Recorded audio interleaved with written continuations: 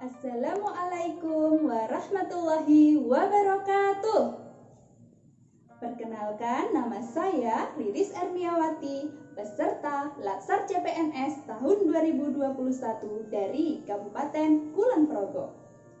Pada kesempatan kali ini, saya akan mereview kembali pembelajaran pada agenda pertama yang disampaikan oleh Ibu Dr. Randa Nani Widyaningsih, SMI, selaku Widya Iswara dari LPMP Yogyakarta.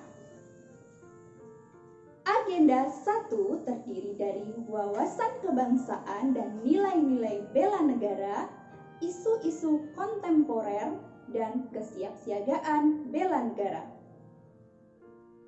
Pada agenda pembelajaran 1 ini bertujuan untuk membekali peserta CPNS dengan pemahaman wawasan kebangsaan melalui pemaknaan terhadap nilai-nilai bela negara sehingga memiliki kemampuan yang menunjukkan sikap bela negara dalam suatu kesiapsiagaan yang mencerminkan sehat jasmani dan mental menghadapi isu kontemporer dalam menjalankan tugas jabatan sebagai PNS profesional pelayan masyarakat. Adapun nilai-nilai bela negara yang harus kita ketahui ada 5 indikator, yaitu yang pertama adalah cinta tanah air, yang di dalamnya terdiri dari beberapa subindikator, yaitu 1. Menjaga tanah dan karangan serta seluruh ruang wilayah Indonesia. 2. Bangga sebagai bangsa Indonesia. Yang ketiga, menjaga nama baik bangsa dan negara Indonesia. Yang keempat, memberikan kontribusi pada kemajuan bangsa dan negara Indonesia. Yang kelima, mencintai produk dalam negeri, budaya, dan kesenian bangsa Indonesia. Indikator yang kedua adalah sadar berbangsa dan bernegara dengan subindikator sebagai berikut. 1. Memiliki kesadaran keragaman budaya, suku, agama, bahasa, dan adat istiadat. 2. Menjalankan hak dan kewajibannya sebagai warga negara sesuai peraturan perundang-undangan yang berlaku. 3. Mengenal keragaman individu di rumah dan di lingkungannya. 4. Berpikir, bersikap, dan berbuat yang terbaik bagi bangsa dan negara. Indikator yang ketiga adalah setia pada Pancasila sebagai ideologi negara. Dengan subindikator 1. Memahami nilai dalam Pancasila.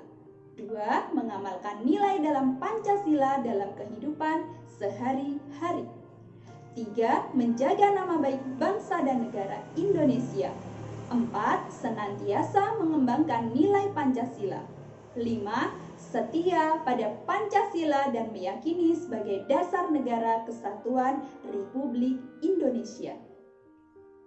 Indikator yang keempat adalah rela berkorban untuk bangsa dan negara, meliputi 1. Bersedia mengorbankan waktu, tenaga, pikiran, materi untuk kemajuan bangsa dan negara. 2.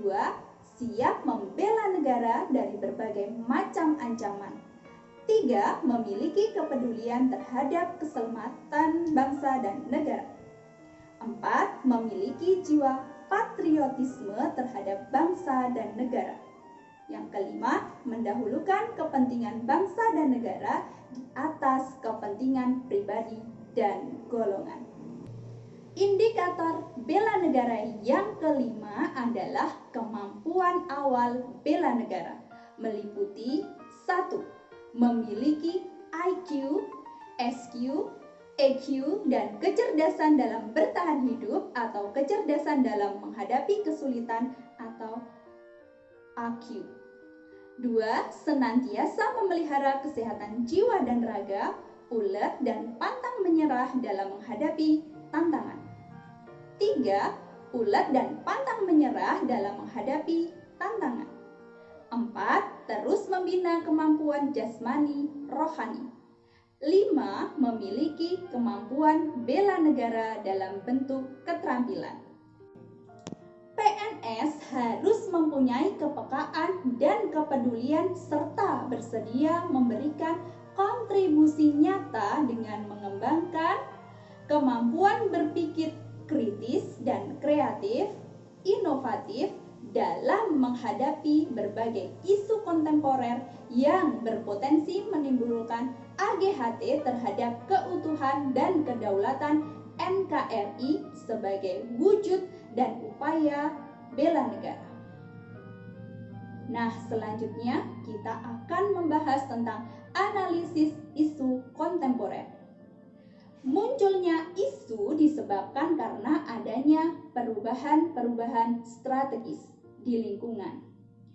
Adapun modal insani dalam menghadapi perubahan lingkungan yang strategis meliputi modal intelektual, modal emosional, modal sosial, modal ketabahan, modal etika atau moral, dan modal kesehatan fisik dan jasmani. Adapun isu-isu strategis kontemporer meliputi korupsi, narkoba, zat adiktif dan psikotropika, terorisme, money laundering, proxy war, serta miscommunication. Adapun teknik analisis isu meliputi teknik tapisan, mind mapping, fishbone, diagram, dan analisis SWOT. Demikian yang dapat saya sampaikan. Kurang dan lebihnya saya mohon maaf. Wassalamualaikum warahmatullahi wabarakatuh.